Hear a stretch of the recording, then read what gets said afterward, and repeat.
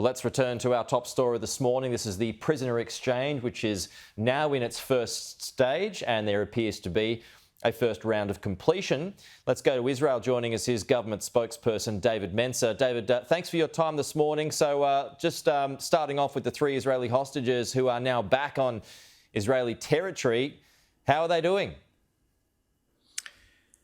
Peter, not a dry eye in this country, I can promise you that, as our 3 hostages were brought home and reunited with their mums. You know, we as a nation, we've been collectively holding our breath at the thought of these 3 precious daughters of Israel coming home. But right now, the sight of those young ladies being reunited with their parents, the elation they felt as they were pulled out of the grasps of those bloodthirsty terrorists, those crowds of jihadists you can see on that picture there. It's been the most remarkable outcome that this country can remember in a long time. Look, we've all heard from the mouths of those who already returned accounts of rape and of torture and of dungeons. So this is an incredibly emotional time. Yes, this is a difficult deal, but we are so happy to see these 3 young ladies home. How are their conditions, David?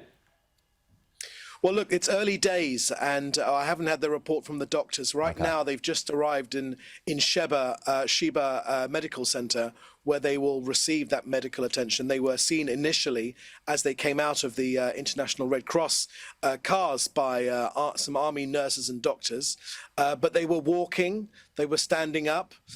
Emily Damari, unfortunately, has lost 2 of her fingers. They were shot off by a Hamas terrorist. That's obviously quite shocking. Yeah. But look, they're all in shock. They all look pale. They all look withdrawn. But all of us here in Israel, I can't begin to tell you the feeling of sheer delight at seeing these ladies alive and walking. There's a long, long road ahead.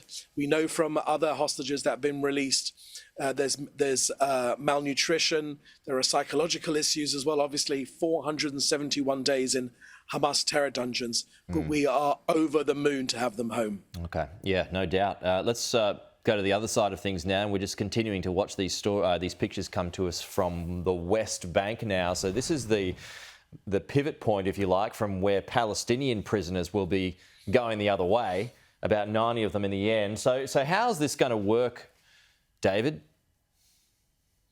Well, look, the Prime Minister gave our negotiators a very broad remit. He said that we wanted to make this deal happen, and the price is very, very heavy. We're having to release Palestinians, you know, I mean, we talk about this being an equal swap. It's not an equal swap. These are civilians that were taken in their pajamas from their beds from their kibbutz in southern Israel.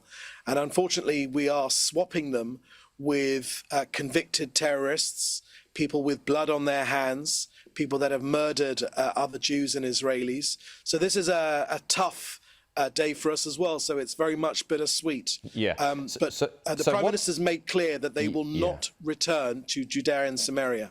What precautions are in place? Well, our army has beefed up its presence in Judea and Samaria to look after the citizens who are living there peacefully. And we're making every effort to ensure that these terrorists, again, they're not shoplifters, they're hardened criminal murderers, most of them, will not be able to reoffend or to attack Jews again. As I said, they will not be allowed to return to Judea and Samaria. They'll be allowed to go to another country or to Gaza. Okay, we'll have to leave it there, David. Good to talk to you as always, though, and we will talk to you again very soon, particularly as we move into that second phase of the operation. That's David Mencer there talking to us live.